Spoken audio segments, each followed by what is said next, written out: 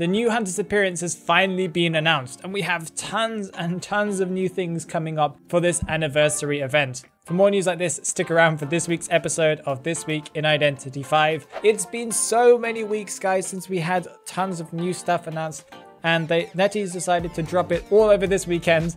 It's kind of sad because I released a video called The Future of Identity 5 on Sunday, and that's when they decided to announce all the stuff that I was actually going to be talking about, you know, but that's, well, that just happens.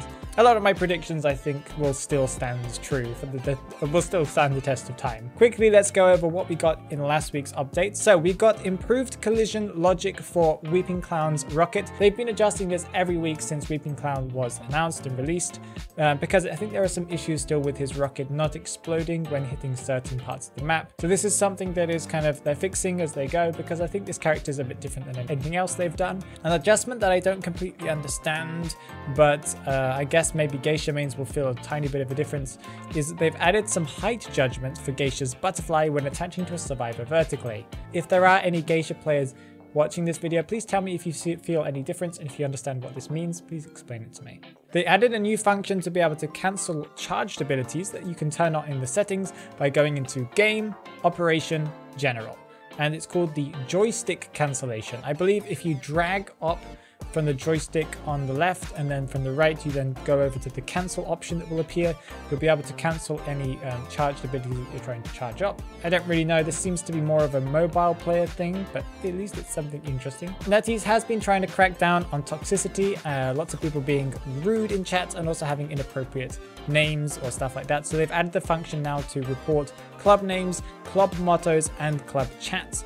So if there's anyone discussing kind of topics that are not appropriate for the game or has a really weird name for their club that's a bit rude, then you can now report them. Although I still see so many character names that are definitely inappropriate. I don't want to report any of them because they are quite hilarious, but I'm pretty sure that NetEase isn't aware of how many we've got on our server that have very questionable names. There are some improvements for playbacks of your recordings of your matches, where apparently the camera logic has been improved. And I think the consistency between swapping between characters is also fixed or something like that now, so there were some issues with that. And hunter ability indicators will be a little bit better highlighted, so you can notice that. It's mostly just minor tweaks to the recording replay, I think. And something that everyone's been waiting for months on end, and I've had so many comments on this. iOS and Android transfer is now available. There are some conditions you have to follow, but you can now transfer your account from Android to iOS and iOS to Android, I think. And so that means a lot of people will be very happy that that now exists. Oh, and how can we forget, you can now start voting on costumes for the costume voting event. And I believe the last time I checked, Shirimoku, the skin for Geisha, that's a very, very nice one, is first place and was leading with quite a lot of points. I'm not sure at the time of this video if that's still true, but it was when I last checked it, and that was yesterday. Make sure you guys get voting though, because I would like to see Shirimoku come back again. What can we expect from this week's update? And the answer is, who knows? Because they have announced a ton of stuff that is coming soon. A lot of it that should be coming with the new season, that's going to be a little bit later. But there have also been some mentions of adjustments, at least for some character adjustments or kind of fixes for the game. I don't think any of the real strong adjustments will be added until after Koa has ended, but I do think that some of these things might be implemented maybe this week, some of them at least. So I will move over now to what we can expect from the future, leaks, stuff like that, rumors and stuff like that that are coming out. And do consider that some of these might be coming this week. Okay, the first and the biggest news that we have is that they've announced the new Hunter. As of the time of me recording, they have not announced her ability. They've announced what she looks like, and she looks so different than I was expecting. She's called the Record Keeper. I think she also has another name as well. This might not be the correct name. This could just be a translation. Her character name is called Kogan. And apparently she's connected to Ripper's story. She is mentioned in one of the letters. Her story is that she's a woman who grew up being kind of thinking that she was free, that she had a lot of kind of power of her own. And then the older she got, the more her family kind of made her into more of a bargaining tool where she just becomes a wife for someone. And she didn't want to do that. So she changed her appearance and started working in law with her brother. And he got ill. So she took his place, and now she's like a judge or a lawyer or something like that. So this is really, really cool. And I think she's kind of angry because she also feels like there's some injustice towards women. This is a very charged character for what's happening today in nowadays with women's rights and stuff like that. So that is really exciting. She doesn't look anything like what I expected. When I saw her, I had to take a double take. But the more I look at the character, the more I kind of love this kind of Tim Burton style art. I think that's the right person I'm thinking of, yes. The character design is incredible, and I'm really looking forward to playing her. I can already imagine what she looks like when you're playing with her. I want to know what her abilities are. Please tell me, nerdies.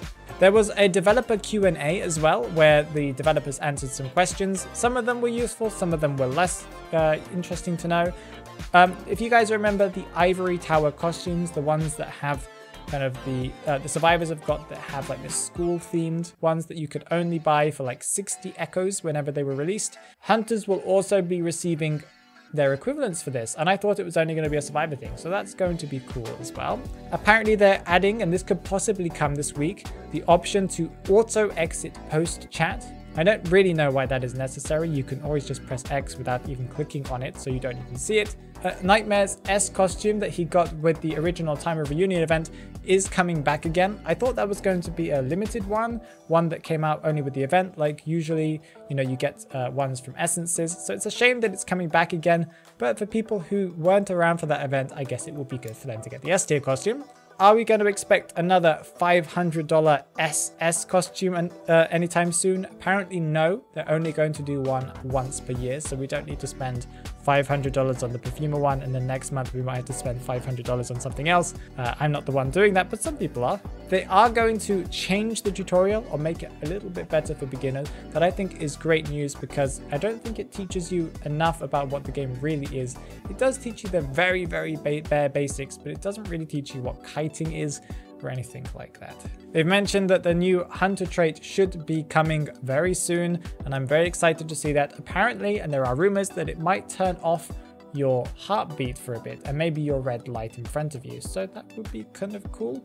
They have also confirmed that they're working on decoding, and this is something that they promised us not too long ago, but they also promised us 6 months ago. So they are going to mess around with it, and there are rumors that it's going to be to deal with accelerated decoding. So they're going to make it so accelerated decoding has layers. So decoding will slowly increase along the match, not just at one point, meaning that the match will be a little bit slower at the beginning and faster at the end. I'm still not completely sure if that's going to fix the issue, because unless they slow down decoding in the initial part, it will be a bit of a problem in my opinion, because that's when most of the Cypher machines get completed. As for some other rumors, Nightmare and Painter are rumored to be getting an S or an A tier costume coming very, very soon.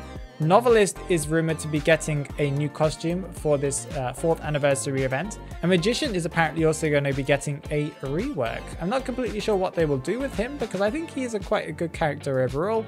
If they add another ability to him, I think he will become a little bit too strong, but let's just see what they do. Some things that we know that are coming out soon is that there's going to be a new pet that you'll be able to get after you recharge. I think it's 200,000 echoes or 20,000 echoes. I can't remember how many zeros there are on that. And it will also give you the option to change the appearance of your chat bubble when you're chatting, I think in like chat, post chat, English 1, stuff like that. So that's kind of cool to know. Geisha is getting a once skin, and it looks very nice, although I wouldn't say it's extravagant or insane, but it might look better in game. I think it will look better in game, because the art just made it look like every other geisha skin. So it is kind of sad. I'm pretty sure that the Prajna form will look very nice. And how can we forget what we're actually getting for the 4th anniversary event? Well, the 4th anniversary event is of course going to give us the new Essence, where we're going to get an S tier costume for Mechanic, an A tier costume for Weeping Clown, and another A tier costume for Bloody Queen. It's cool to see Weeping Clown getting another skin so soon, but Bloody Queen again doesn't need it. There are so many other characters that would deserve it. But anyway, the theme is going to be the Crystal Palace, and along with this event, you'll also be getting this special package for Prisoner that is the S tier package for him, that is also Crystal Palace themed. and it comes with some type of accessory too. I think it's going to be either S or A tier. The 4th anniversary event itself will also give you a standby motion unlock card, apparently, character unlock card, a B costume unlock card, an A costume unlock that I'm not sure if it's going to be permanent or temporary. I'm assuming it's going to be permanent. Let's just hope.